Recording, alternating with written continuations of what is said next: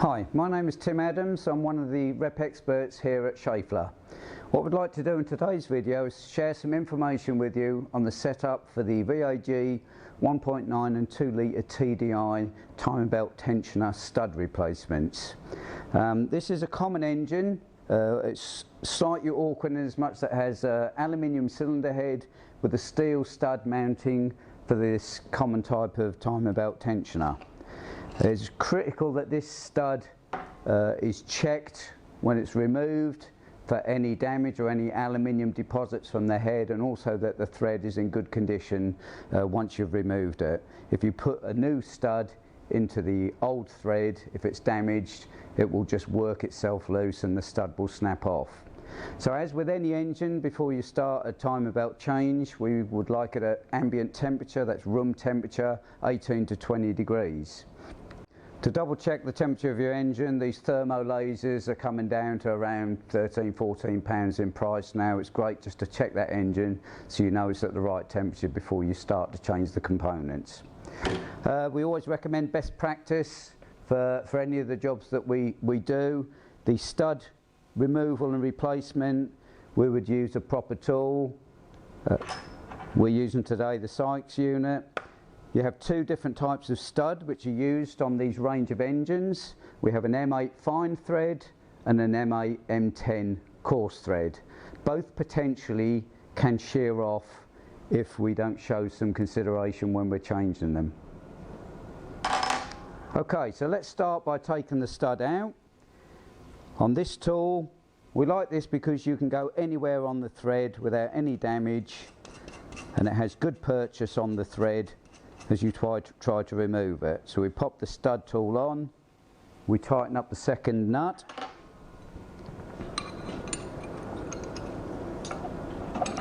and then we can remove the stud. Once we have it loose, we'll pop that off.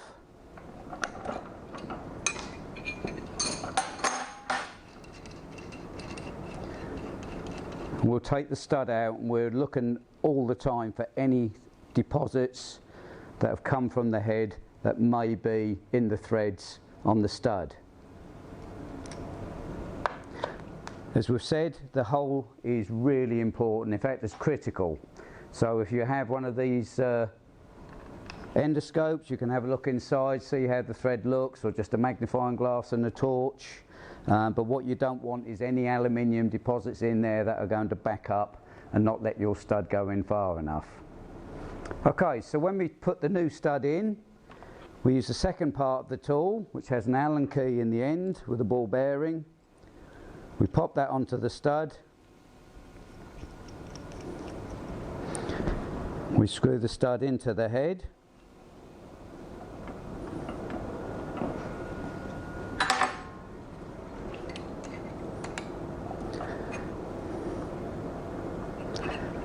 Now this is where we need to torque up the stud. It's critical that this stud is torqued. It's around 15 Newton meters.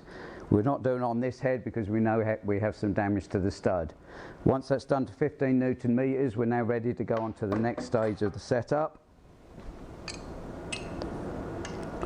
So we'll pop off our tool.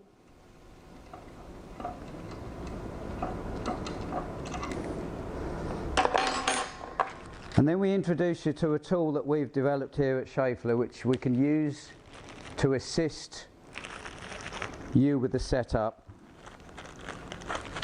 of the stud, to make sure you have it in far enough basically.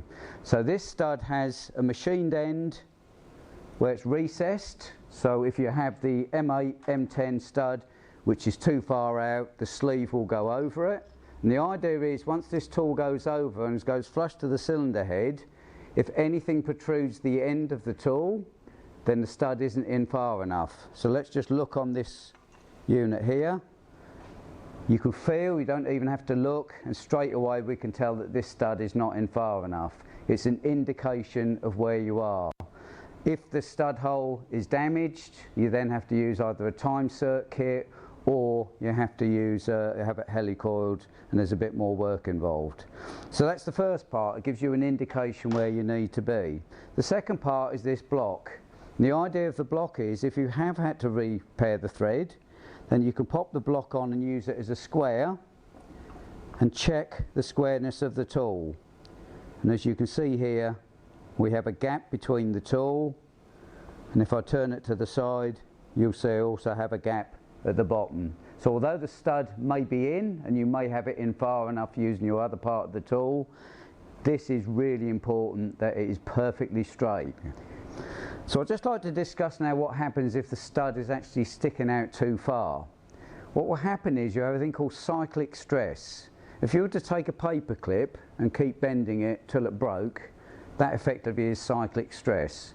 With the firing pulses of your engine coming around and rocking your tensioner, effectively what happens to your stud is this effect. The constant vibration will keep bending that stud until it shears off. When the stud is in correctly and the tensioner is torqued and the degrees are applied, that stud now has good purchase within the head, it's clamped correctly, and you shouldn't have any issues with cyclic stress damaging the stud. Even if you've tightened up the tensioner, if it's sticking out too far, it doesn't have enough purchase within the head, and it will just carry on cycling until it breaks off. So once we have the stud in, we're happy it's in deep enough, we're happy the thread is okay, we've checked it for squareness, we can then put our tensioner on, and this must be torqued up as well. It's 20 Newton meters for the torque of the nut, and then you must apply 45 degrees. The 45 degrees in effect is trying to stretch the stud so it then wants to go back to its original size, and only with the 20 Newton meters and the 45 degrees will that be held securely, and you shouldn't have any issues with it.